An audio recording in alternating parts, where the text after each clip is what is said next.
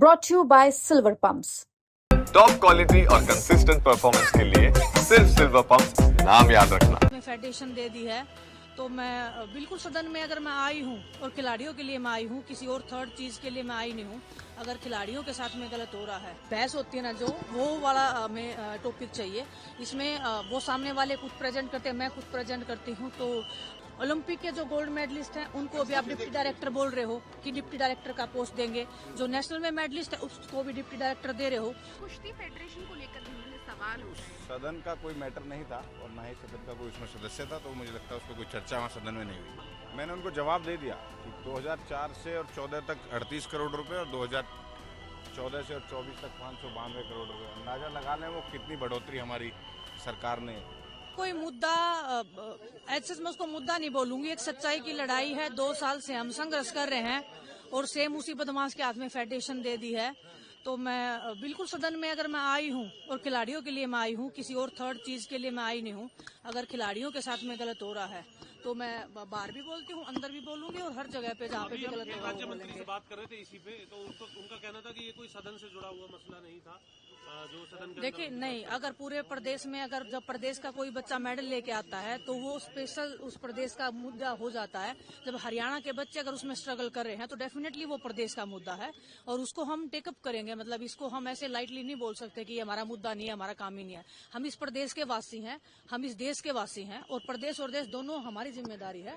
और मैं आज इस सदन में हूँ तो मेरे को मौका मिला है तो मैं डेफिनेटली मतलब इस चीज के खिलाफ में खड़ी होंगी। सिल्वर मेडल का मुद्दा आपने सदन के अंदर उठाया, लेकिन मुख्यमंत्री ने मिला नहीं है, तो क्या उम्मीद है इस पर जवाब? क्योंकि बहुत सारे वादे दिखाए जा रहे थे कि वादे पूरे करते हैं मुख्यमंत्री जी, तो मैंने ये वादा याद दिलाया कि आपने किया था। आप पूरे सदन के सामने जवाब दीजिए क्या चल रहा है आपके वादे का। आपने कहा कि सड़कों पर आपने संघर्ष किया 2 साल और अब कुश्ती फेडरेशन का भी आपने बात करी, लेकिन आपकी बात को काट दिया गया। टाइम स्पोर्ट्स ऐसा एक सब्जेक्ट है जिसको हमें काफी टाइम चाहिए, काफी लंबा एक इसमें तो मतलब बहस होती है ना, जो वो वाला में टॉपिक चाहिए। इसमें वो सामने वाले खुद प्रेजेंट करते हैं, मैं खुद प्रेजेंट करती हूँ। तो कोशिश मेरी है कि मैं मतलब कुछ तो हम चेंज करें। अगर मैं यहाँ पे आई हूँ स्पोर्ट्स में कुछ चेंज नहीं हुआ तो कोई फायदा नहीं हुआ। उन्होंने 213 या 214 200 नौकरियों की बात। 200 से ऊपर की नौकरियां उन्होंने खिलाड़ियों को दी हैं। देखिए मैं इसी बात मैं बता रही हूँ, बहुत सारे पॉइंट्स ऐसे हैं जो आप 5 मिनट में 8 मिनट में नहीं बोल पाते हो। ओलंपिक के जो गोल्ड मेडलिस्ट हैं उनको भी आप डिप्टी डायरेक्टर बोल रहे हो कि डिप्टी डायरेक्टर का पोस्ट देंगे। जो नेशनल में मेडलिस्ट है उसको भी डिप्टी डायरेक्टर दे रहे हो। तो जो रिस्पेक्ट जो खिलाड़ी डिजर्व करता है, ओलंपिक्स में 20-25 साल, मेरे को 25 साल हो गए, मेरा आज तक वो मेडल हाथ में नहीं आया है। तो वो मेडल की जो कीमत है वो सरकार को पता भी होनी चाहिए और उस खिलाड़ी को वो सम्मान भी मिलना चाहिए, ताकि पूरी जिंदगी के लिए उसको ये रहे कि हाँ मैंने इस प्रदेश के लिए, इस देश के लिए कुछ किया है और मैं आज जिस पद पे हूँ वो अपनी मेहनत के ऊपर हूँ, वो किसी के रहमो क्रम पे नहीं हूँ। तो इतना सम्मान तो खिलाड़ियों को मिलना चाहिए। 44 जो पोस्टें उस टाइम मिली थी वो बड़ी पोस्टें थी, आप क्या कहना चाहेंगे कांग्रेस राज? पहले डेफिनेटली वो बड़ी मिलती थी, डीएसपी लगाते थे सीधा बड़ी पोस्ट पे। और अभी साक्षी मलिक का मैंने जिक्र किया था। साक्षी मलिक ने इतना रिक्वेस्ट किया कि उनको यूनिवर्सिटी, आप अगर यूएसए का देखोगे, चाइना का देखोगे, जो बड़े बड़े खिलाड़ी हैं वो यूनिवर्सिटीज में बड़ी पोस्ट पे जाते हैं ताकि वो खेल को, स्पोर्ट्स को मैनेज करें। और वो जो हमारे खिलाड़ी नहीं है, आप एक डिप्टी डायरेक्टर से आप क्या उम्मीद कर सकते हो और क्या उसको आप उचित सम्मान दे रहे हो? क्या नहीं करना चाहिए यूनिवर्सिटी में भी तो स्पोर्ट्स कंपल्सरी करना चाहिए ना, उसमें भी खिलाड़ियों को आप जिम्मेदारियां दो, खिलाड़ियों को भी सीखने को मिलेगा। तो एक जरूरी नहीं है कि एक स्पोर्ट्स की फील्ड में खिलाड़ी एक ऐसा एक मैं मानती हूँ कि इतना दिमाग, इतना माइंड उसके अंदर होता है, इतना क्रिएटिव होता है और वो हर चीज से, जिंदगी में हर चीज से वो गुजर चुका होता है। तो वो अलग अलग फील्ड में भी वो अपना कंट्रीब्यूशन दे सकता है।